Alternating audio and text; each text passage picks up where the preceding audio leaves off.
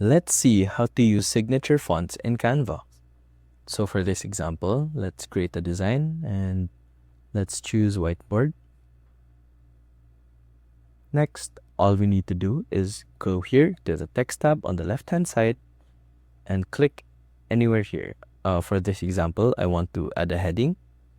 And let's type any font you want. For this example, signature font. Let's just move this somewhere here.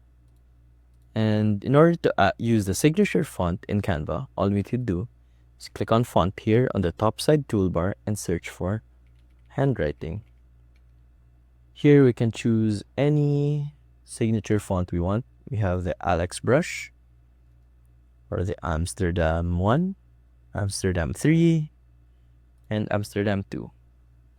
Once we find our desired signature font, all you need to do is click share and download.